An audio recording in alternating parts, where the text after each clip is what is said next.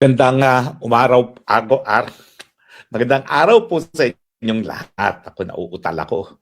Alam niyo po kasi, nagising ako, I am 6 hours behind Manila. Ang una-una kong napansin ay itong isang recording. Recording po ito nung live coverage na ginawa sa aking Facebook page noong panahon na dadalhin dapat si Yusek Laika Lopez papunta ng Women's Correctional, kung saan nagsalita doon si VP. Kwento ko lang po kung ano nangyari dyan. Ha? Well, halos sa madaling araw na po yun. No? Ako po'y wala na sa Pilipinas, pero tumawag, humingi ng saklolo ang VP at ang sabi ay kinakailangan ng media coverage kasi daw ililipat si Attorney Laika at the middle of the night papunta ng Women's Correctional. Ito po yung matapos na kinontempt itong si Yusek Laika. Naalala ko yung isang media practitioner, sabihin na lang natin media consultant, ang sabi tatawagan niya yung ABS-CBN. Sabi ko, ay nako, walang panahon dyan. Sige, etong link. Binigay ko yung aking StreamYard link at nag-broadcast kami live. So yung video po na ipinakita ng House Injustice Committee bilang patunay na nag-grave threat daw si Inday Sara Duterte ay galing po sa aking Facebook. Ano po ibig sabihin yan? Sang-ayon po sa Electronic Evidence Rule at ito namang Facebook video ay isang electronic evidence, kinakailangan ma-authenticate yan. At sino ang dapat mag-authenticate? Siyempre, yung nag-record. Yung may-ari ng Facebook page na nag-record at nag-broadcast ng kanyang sinabi ng mga panahon na yon. Ang problema dito sa camera, ang pinakita lang nila ay yung mga salita na kumbaga, binabantaan ni VP ang kanyang ang buhay ng presidente at ni Inday at ng kanyang may bahay.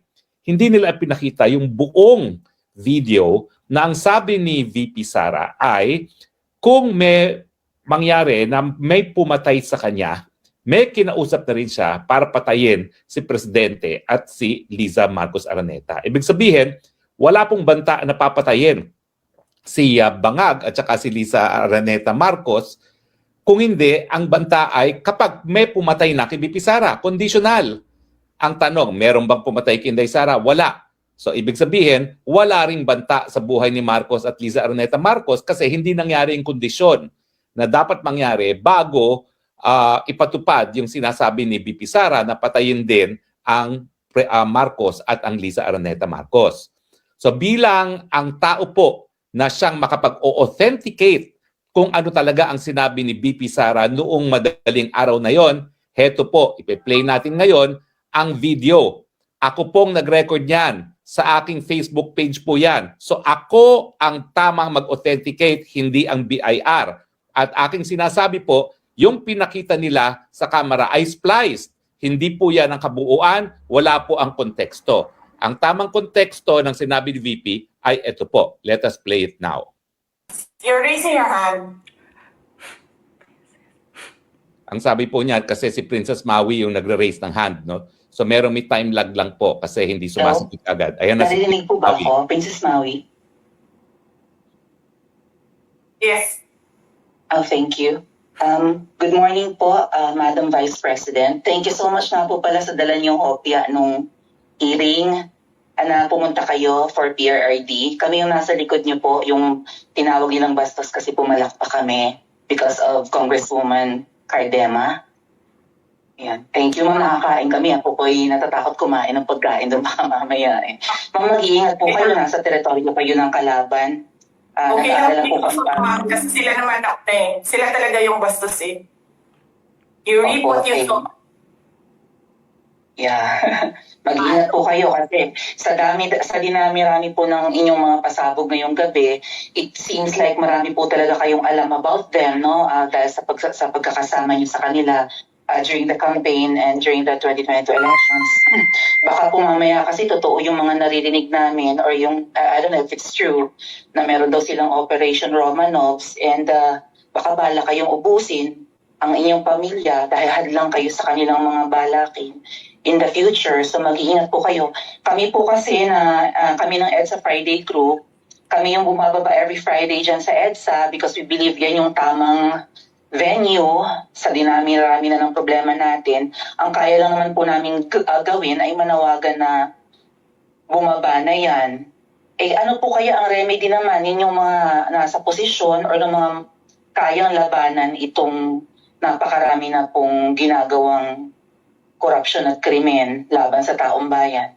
Ano po ang pwede nyo maging remedy para matapos na ito, lalo't nagsisigaw na po ang taong bayan na mag-people power na? Yes. Huwag kang mag-alala, ma'am, sa security ko. Kasi may kinausap na ako na tao.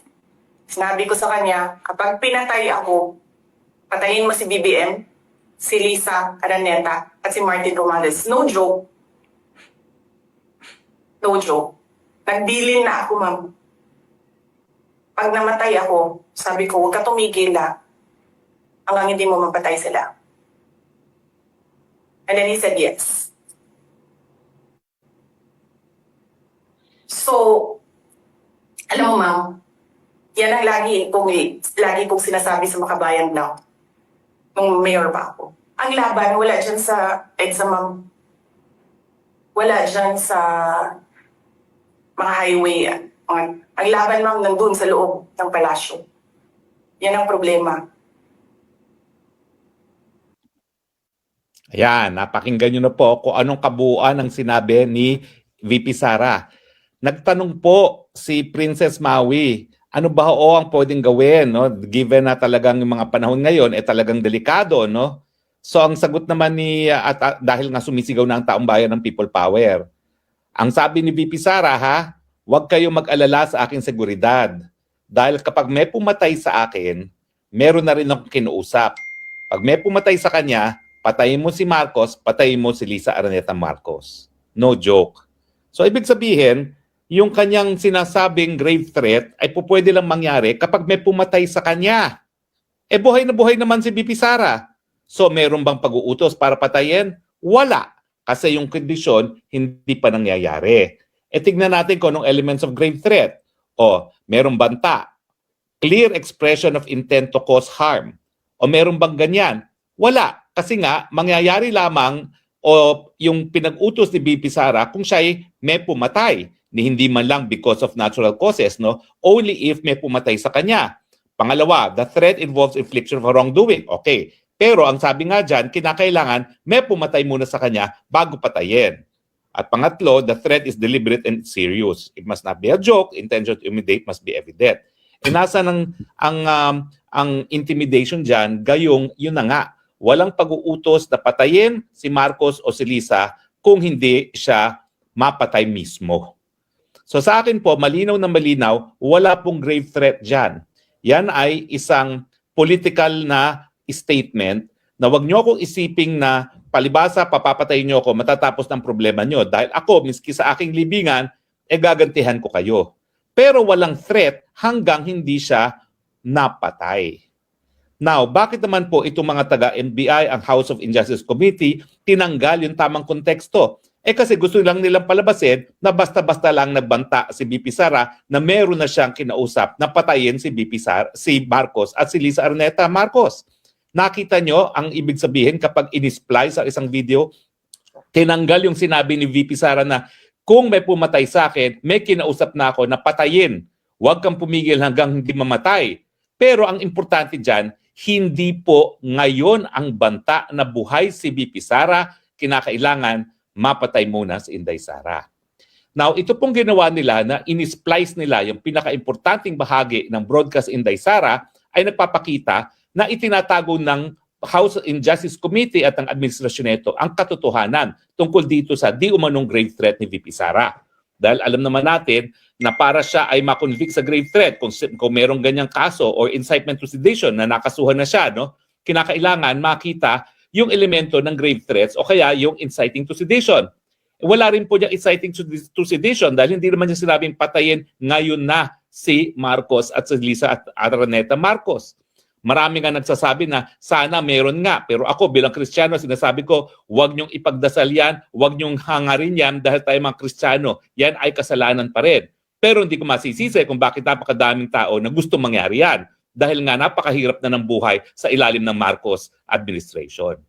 Pero ito po, bilang tao na nag-broadcast ng video na yan, ako ang nasa tamang posisyon para mag-authenticate at ngayon po ipinakita ko na kung anong tunay na sinabi ni VP Sara at tatapusin ko po itong broadcast na ito sa pamamagitan ng pagre-replay ng video na yan nang wala pong kaduda-duda no, na ang ginawa po ni Inday Sara ay political speech dahil wala naman pong dahilan para sabihin na para akusahan siya na ngayon ay pinapapatay niya si Marcos.